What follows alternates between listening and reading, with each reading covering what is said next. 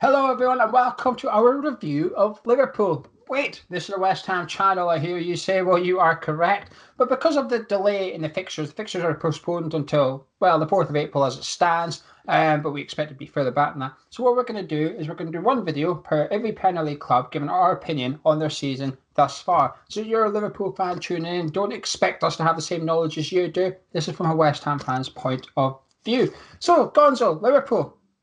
We're starting at the top, the best, and probably the easiest one we've got to discuss. I'd absolutely, which is probably why we're doing it first, my friend.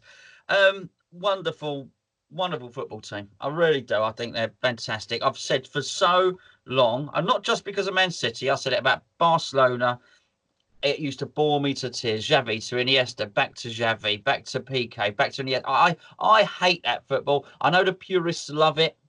I don't want to call it tippy tappy rubbish. I really don't. I admire that there is a technical aspect, but I also think that there's a reason that the Premier League is the most popular league in the world.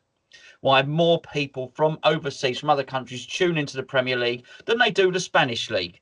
And that is because the pace of it, because it's fast paced and it's end to end, and also it's competitive, which, funny enough, it possibly hasn't been this season because most teams can beat most other teams. Where on earth could you go?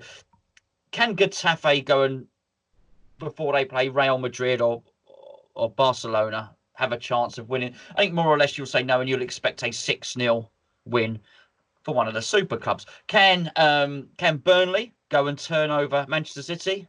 Yeah, they can make it pretty damn difficult for them, even if they can't. And I think that the competitive nature and the pace, and I just think this Liverpool team epitomise Premier League football and the pace at which it's played. Obviously, some Klopp is a German and has brought over some of the tactics and methods that he used at Borussia Dortmund. But by and large, it's fast paced, it's crossing, it's attacking in not many moves, and I think they're actually a swashbuckling team. To be honest with you, Gio. I think they are the best side I've seen in Premier League in terms of the way they can adapt their game and stuff. They don't play it one way. They try and play it one particular way, and if it's not working, they switch up a little bit. They can go long, they can play short, they can play counter attacking, they can play on the edge of the opposition's area, waiting for a chance to break into the box, if you like. They can play all sorts, and that's what impresses me the most about them. And it's also the way they've done it organically. They've not, I know they've bought big players, but they've raised the cash themselves with the sales of the likes of Coutinho and stuff. They've done it organically. They've taken a big club and they've gone about it bit by bit. They've almost laid the foundation, they've laid the first floor, they've laid the second floor, and they've moved up bit by bit. There's stability there. If they lose a player, it doesn't matter because they've got the process in place. They know who to go get to replace said player. Everything they've done is just fantastic. And I think, it's not a fluke season like Leicester. They've not bought the title like City. They're not relying on one player, perhaps like Manchester United might have done with Cristiano Ronaldo. Everything about them, it's hard to see a weakness. Now, I don't mean in terms of beating them over 90 minutes, because I think their fullbacks are their weakness as such. But as a football club, in terms of the structure and the way they go about their running of the club, is just unbelievable, really. Um, I'm not surprised they are going to win the title. Depends how with Yeah, everything yeah. that's ongoing and stuff. Can they sustain this though? Can they go next season? Can they retain the title? A few of their players though, Jordan Henderson's now in his late 20s. I think Salah's come to the similar age as well. So there's one or two of their key players starting to not need replaced, but in the next 3 years they certainly will. Well, I got yes. The answer is yes. Manchester City are going to be weaker next season if, as we assume, FIFA uphold their sanctions. Sorry, UEFA uphold their sanctions against them. Well, we will discuss this more when we cover Manchester City, of course. But if there are financial irregularities, if they are if they're operating about £100 million over their budget, then you have to assume that Manchester City are going to have to recoup at least 150 million, £100 million. So they're not going to buy new players. They're going to have to get rid of a couple of top ones and sort the wages out. So they're not going to be as strong. Will Liverpool be as strong? I think they will be as strong, yes. And will they improve? Well, if they get Tino Werner, then as we suspect they might, well, that's going to improve them, isn't it? And I wouldn't be surprised if that's not the only bit of business that they do as well. Who can bridge the gap? Who's going to challenge them? Will Chelsea be better next season? I'm sure they will. Will Manchester United be better next season? Actually, I think they probably will. But they're not going to bridge that gap. That's a massive gap between them and Manchester City. The gap between them and the rest is obviously even bigger. And I would include Leicester in that as well. So I think they can certainly keep up their dominance. I don't want to talk too much about them not being awarded the Premier League title because we don't know what's going to happen yet. No. I think that they're so far ahead. I think that would be wrong. By the way, I mean, Me too. I think they are title winners, in my opinion. Yeah, you would be getting away on such a technicality because we all know mathematically, can somebody else win the title? Mathematically, yes, they can. But we all know, anybody that watches football knows football. No one else is going to win that title. That's their title. They've been the best team. They do deserve it. I think the relegation places, I think it's a little bit more complicated because it's not as cut and dried, and any number of whatever 6 or 7 teams can go down. But so what I think might be a motivating factor from next season is the way they've gone out against Atletico Madrid in the Champions League. So I think if we just assume they've won the Premier League, I think they've got to be in their bonnet for next season. I think they've got a point to prove. They want to go and reclaim their Champions League crown. Again, we're assuming that they're not double champions by default because the Champions League doesn't get played. I think they'll have to, my point is, I think they'll have enough drive. I think they'll have some new players, and I think they'll have enough drive. And I think in some of the youngsters coming through, they might well have cover in positions that you would worry about. And when I say worry about, you worry for them if Firmino were to get injured, if Trent Alexander-Arnold gets injured. You saw Milner filling in at left back for Robertson for a little bit, but you mentioned their fullbacks being their weakness, which they are, but they're also one of their biggest attacking threats as well. And you often feel they have to, if they're fullbacks, if Gomez plays at the right or if Milner plays at left, they almost have to totally change the way they play. So I think they'll strengthen the squad. Yes, they can carry on. They can sustain it. I don't think it'll be such a walk in the park as this season's been for them, though. And I'm not saying that because other teams have been crap. It's because they've gone until a couple of weeks ago. They were unbeaten. They've done really well. Liverpool have just strolled through the league this season. I don't think it'll be that case next season. I don't think they'll acquire as many points. I think they'll lose more games. The way they've got out of the Champions League is, well, they've not been in good form at the minute, actually. Liverpool generally, the league and the Champions League. Pardon me. I think that sort of rattled Klopp a little bit. He comes across as a bit of a bad loser at times, Klopp. That's the only thing I don't like about Liverpool. The only thing, I think he's a fantastic manager. I think he's probably the best manager in the league. But when he gets beat, he's a little bit sored, when his comments about Simone saying, well, they've got world-class players. Why are they not playing football? Well, they beat you. At the end of the day, their job was to beat you. But I do think in terms of longevity of the squad they've got, I think they'll be okay. But Milner is someone they're trying to rely less on Milner. You can see that. He's starting more games on the bench than he is starting. And when he comes on, it's to sort of see games out. But he needs replaced eventually because they don't have another player like Milner in that squad in terms of versatile. Yeah, sure. He's tried Henderson at right back a couple of games, and it sort of works, but it's not the same as Milner. Milner is just unique in the sense that he can play 3 or 4 different roles. And you will get the same type of performance from him. I think he needs to find another James Milner, to be quite honest with you. I think Klopp needs another person he can have on the bench that can cover 4 different positions. So next season, can I see them challenging for the title? Yeah. Do I expect them to win it? Probably, to be honest with you, all things considered. A few questions. We're going to do this for every team now. A few questions. Who's their most underrated player? Liverpool's. If I said who is their most underrated player, who would you come back with me at? Okay, I think it's hard to have an underrated player, particularly with a team like Liverpool and Man City. Okay, underappreciated. Yeah, I think we hear so much about them, and you constantly trotted out that Alexander-Arnold gets so many assists. We know this. I think Firmino you're told so many times that people don't appreciate what he does, and he's such a clever footballer that he's not underappreciated because you get told it so many times. Do you know what I mean? You can't take Mane, you can't take Salah. Clearly, Robertson, we know. You've said Van Dijk, arguably the goalkeeper gets talked about all the time. So I'm scratching around. I would say the same for Henderson. We heard so often, Henderson's leadership qualities. Look how Liverpool are missing Henderson. Henderson's the heartbeat of Liverpool. That's not underappreciated. That's not. We're being told about it. So I'm going to go for, because we've got to take a little bit left of field, I'm going to go for Fabinho. I always get the names mixed up. Fabinho. So I think last season when they won the Champions League, at the point when he came into the team, there seems to be a point where he acclimatised to the league and to the Champions League, and he found his slot. The first time I saw him, so I think he came in at the start of last season. I think we played them last season. We played them possibly first game. Keita, yeah. Remember Keita? Amazing. You thought, wow, this is going to be the guy. This is the guy. What a great signing. But I think actually in that midfield, it turned out that Fabinho was come the end of the season. I thought he was quite crucial. I like the way he played centre back a couple of times. I like the way he covered the back four. Is he the most replaceable? Can Henderson go in there and do a job when Fabinho's out? Yes, but just in terms of someone that's underappreciated, I think he's a good player, a good midfielder, mate. Yeah, my second choice is Joe Gomez. I think he's wonderful. I think he's England's best centre back, Joe Gomez. I think he's brilliant. But I'm going to pick someone you said you can't pick, and that is Salah. Because I think everyone knows he's world class. I don't think he gets enough credit. If you were to ask people, who do I have in your team, Sterling or Salah? I think most would pick Sterling. Really? But I think so. I think so. But Salah's goals is just unbelievable. His goal scoring record is ridiculous.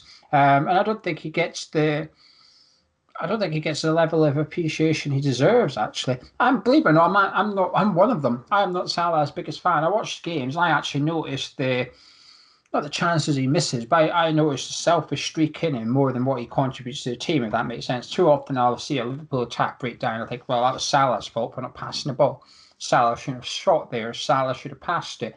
And I'm probably one of them, hence why I'm picking him. Maybe it's because I'm critical of him that I think that he's perhaps unappreciated.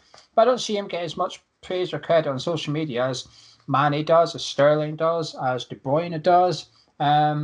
But I think his numbers are just unbelievable. They really are. They wouldn't win the title without him, and they wouldn't have come second last season without him either.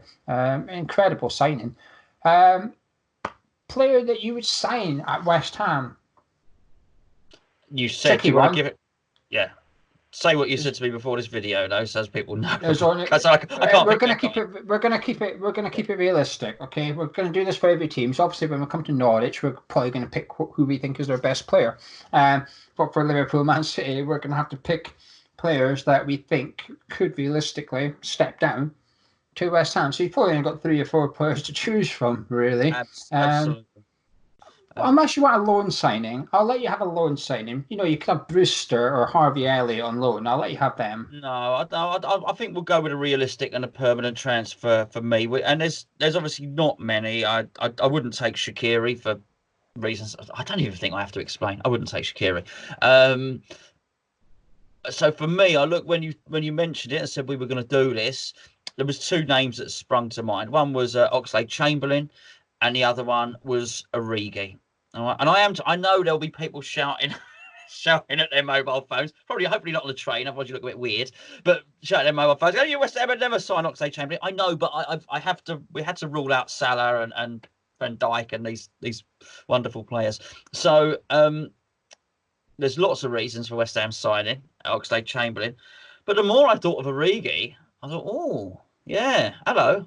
Might have a bit of that actually. And so yeah, that would be my choice of the realistic signing West Ham might be able to take for Liverpool, because there's so much to admire about him. And also you've got to look at how he might fit in to the West Ham team. And I think, yeah, he fits into the West Ham team. I went with Origi as well. I thought Oxlade-Chamberlain was perhaps a bit too unrealistic. I think 6 months ago I would have let you get away with that, but I think he's coming to the team now. He's almost like, if Liverpool had a cup final tomorrow, would he start? Possibly not. I think Ronaldo, Henderson, and Fabinho would be the 3. But I'll tell you someone who would be the first sub. He's ahead of Keita in the pecking order, for example. So Origi was mine pretty much because the other ones, Lallana, no thanks. Lovren, no thanks. Shaqiri, nah, all right. And then you're sort of stuck a little bit. So yeah, it would be Origi for me. I think he would fit really well at West Ham. I think Moyes would love him. He works hard, can play any of the front 3 roles and stuff. Would Klopp let him go? Probably not, but if you're going to sign Timo Werner, which is likely, there's every chance you're just going to have to let him leave if he wants to. He's at that stage of his career now. He's got to be playing first. He deserves to be playing first team football. It's funny, isn't it? He's almost too good for West Ham.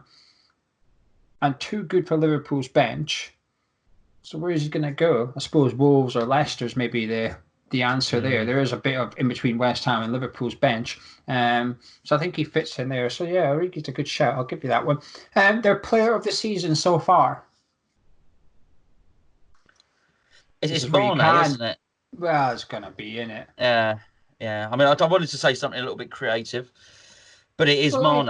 If you want to be creative, I could maybe give you Alisson, because we've seen what happens when Alisson doesn't play. Yeah. yeah. I feel a bit responsible for that, being a West Ham fan, but we warned them. So you're getting a good goalie, but he's not good enough for you. No.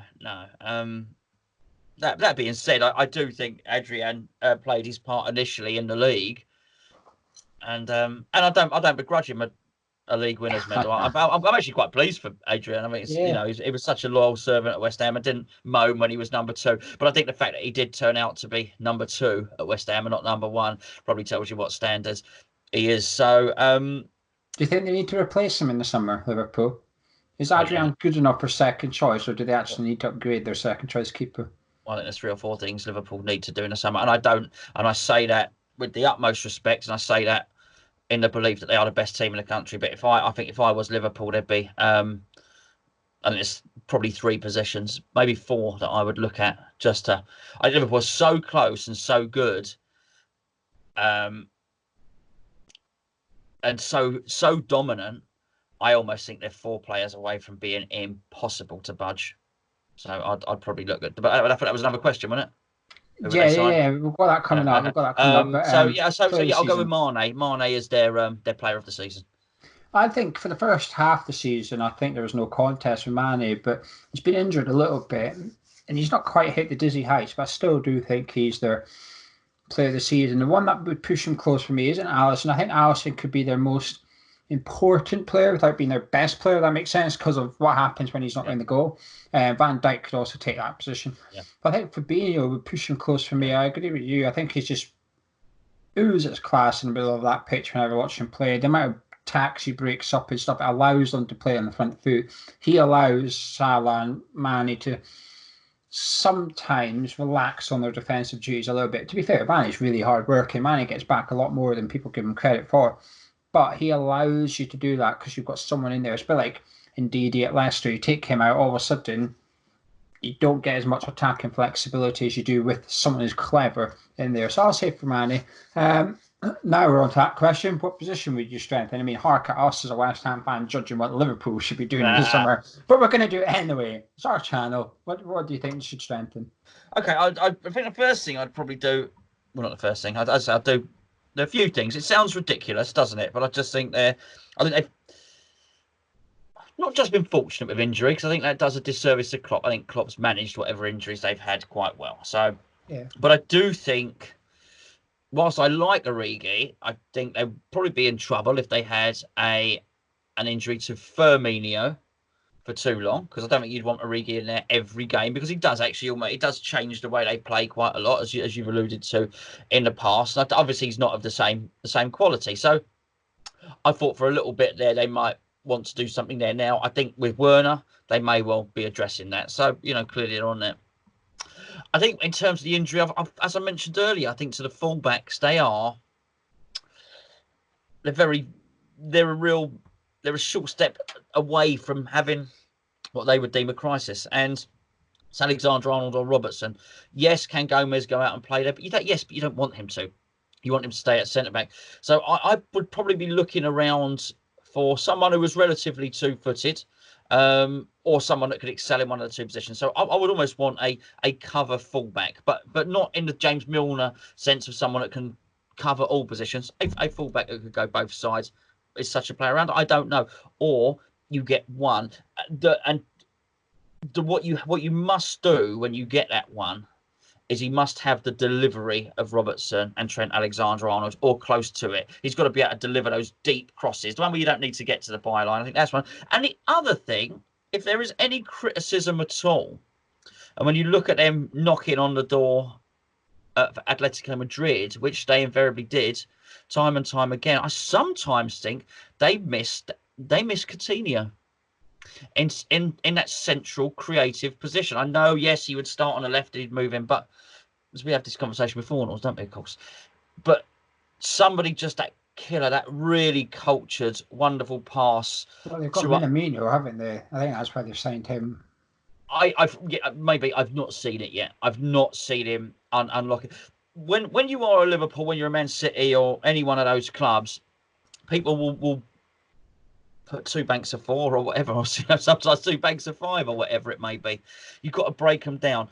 There's really, you either do it from a set play, you either get a very long shot, there's either a very incisive pass, or and I'm going to say a pass, very incisive cross, or you take one man out of the equation by dribbling past him. That mucks people's tactics up, because you're then, you're then playing a numbers game. You're outnumbered. I just think that little jinky player who can play that, who's got that vision, who can play the reverse pass, give the defender the eyes, but pass it that way, and just do that wonderful stuff. So I just wonder if there's not another room for them to sign a real creative midfielder in there. It's silly. I've probably mentioned about £300 million worth of spending, of course, which you're not going to do. But I do feel that's what you've got to do. That's what, when you're at the top, that's what you've got to do, because you're not moving forward, you're moving backwards, aren't you? So you do need to spend the money. Doesn't mean that you have to spend 300 million, but you can do it cleverly. You can get in a £50 million player or something that exceeds his transfer. I agree with you. I think they need an attacking centre midfielder. Not an attacking midfielder, not number 10, but someone that can play in a midfield 3, a bit like De Bruyne, really. They need someone that can get the ball and run, someone that can stretch the game, someone that's capable of playing 5 yards outside opposition's box, just getting the ball, passing it, getting the ball, then eventually doing the little dink, doing the through ball, releasing Trent Alexander-Arnold or Robertson behind the fullbacks or something like that. Do you know who I think they'd be good for going for? Jack Grealish. I'm not being funny. Is he good enough to step up? I'm not sure, but something? I'd be willing to give him a go if I was Liverpool, because we've seen what he's like at Villa with not very good people around him. He's trying to find El Ghazi making a run. Now El Ghazi's run is not going to be as clever as Mane's, so let's give him Mane and see what he can do. Someone like that, I think, is the type of person you need in that Liverpool team, and it would allow them to, if they had to, sell someone like Keita to then fund other areas of the pitch. Minamino's not done it for me yet. I don't think he's really got a position at Liverpool. The brief spell I have seen him at Salzburg, he tends to play behind the striker, and it's like, well, Liverpool don't really have that. It's almost like a deeper version of Firmino. He is almost, but he's not got the finishing. He's not got the finishing qualities of Firmino. So he's not a striker. But it's like, well, he doesn't really have a position there. They've signed a really good player. I just don't know if he fits into the Klopp jigsaw, if you like. So yeah, I'm with you on that one. On a creative attacking centre midfielder. Rating out of 10. Last question on Liverpool. We're going to give their season thus far a rating out of 10. There's only 2 options here, isn't there? What, 9 or 10? Yeah, absolutely. And I am mindful that if I give them a 9, nobody is ever going to get a 10 when we do any of these videos, unless I disagree. Unless with they that. go unbeaten for the whole season. I completely disagree. It's all subjective, isn't it? It's all subjective. There's another team I would consider giving a higher mark than Liverpool to, and it's because Sheffield United. Okay, gotcha. All right, fair enough. Okay, all right, I hear what you're saying. In which case, I am going to give them a 9, but almost perfect. Geo, almost perfect. It's the Champions League thing. It's the Champions League thing. It is the Champions League thing. The excuses will get trotted out. I hear it about the winter break and how it's hindered them. And I'd say it's an excuse. An excuse doesn't mean a lie, by the way. Yeah. An excuse is a reason for something happening. So the excuse is that they've sort of dropped off a little bit, and obviously our performance against them when we were very good, and I thought they were lucky to win the game, clearly, and then their subsequent loss to Watford, and then the Atletico Madrid stuff has all come after the winter break. So I hear the excuse. It's not worked out for them. So it's not quite perfect, but they are champions. They are worthy champions, and a really, really good football team. So I give them a 9.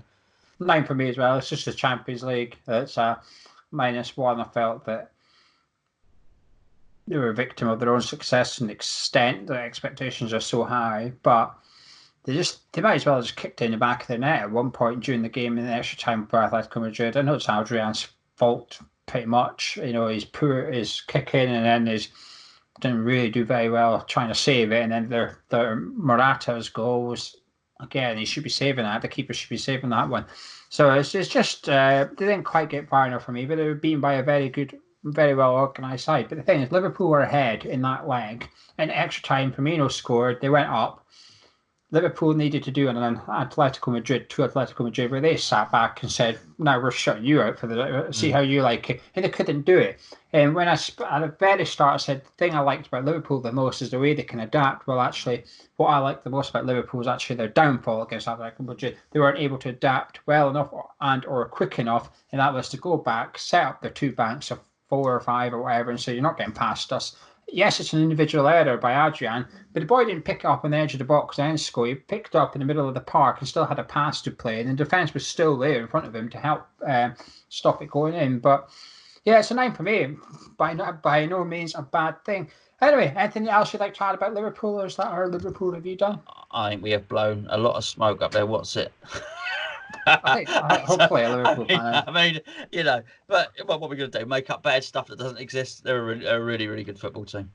If you guys have enjoyed this, please let us know. This is a little bit different, and we're going to be doing one for every Premier League club over the next few weeks. Drop a like on the video, enjoyed it, subscribe if you're new around here. We'll be back very, very shortly.